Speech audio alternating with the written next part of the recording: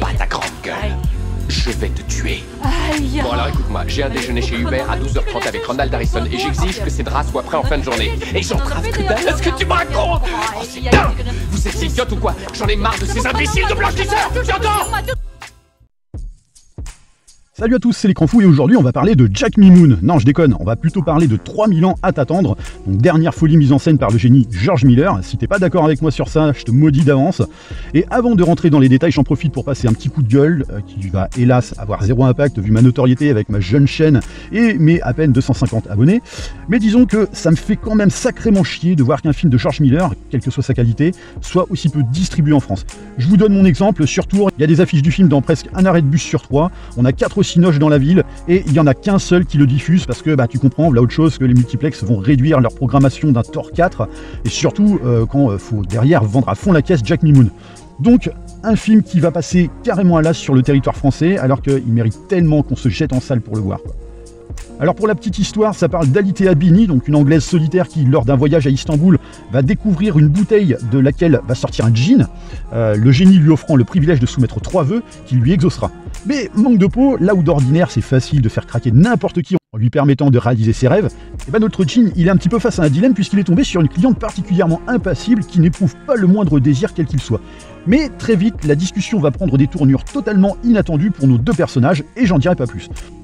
Donc petit tour de force de la part de George Miller, en guise de transition entre deux films Mad Max, puisqu'il est actuellement en pleine production de Furiosa.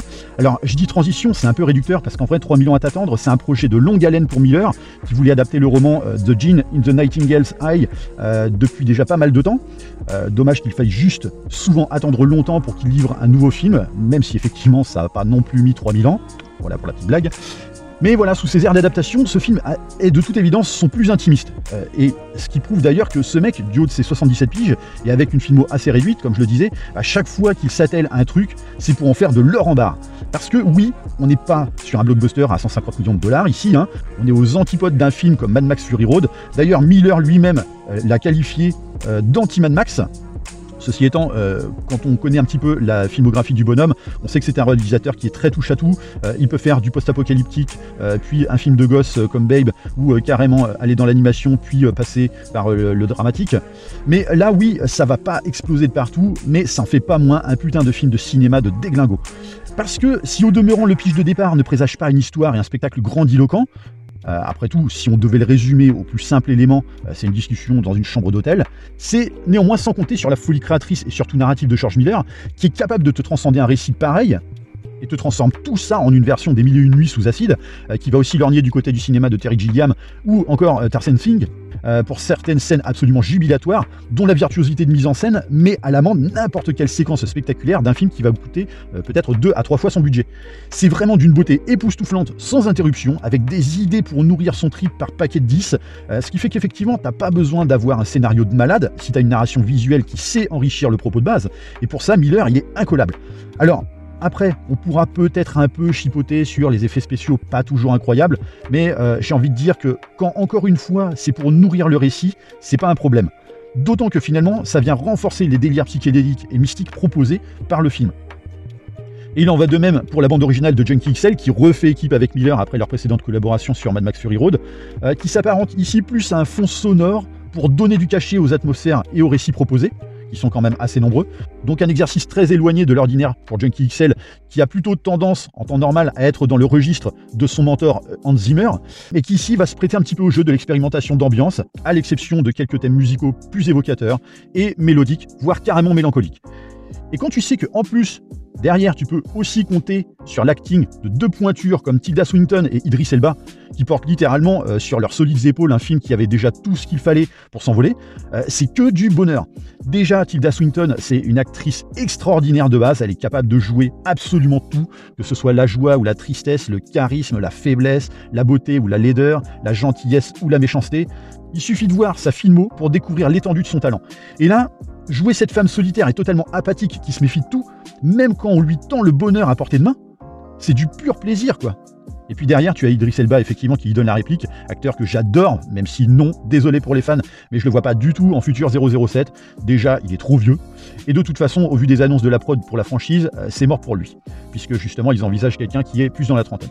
Quoi qu'il en soit, c'est vrai qu'il y a une prestance naturelle, un charisme légendaire, et là, ça fait du bien, parce que ce rôle de Jean, justement, ça lui permet de découvrir d'autres horizons, et offrir une autre facette d'acting qu'on lui connaissait pas forcément, en passant par toutes les émotions possibles, même si effectivement il n'est pas super expressif en tant que Jean, mais toujours dans l'esprit de folie du film que cherche à insuffler George Miller.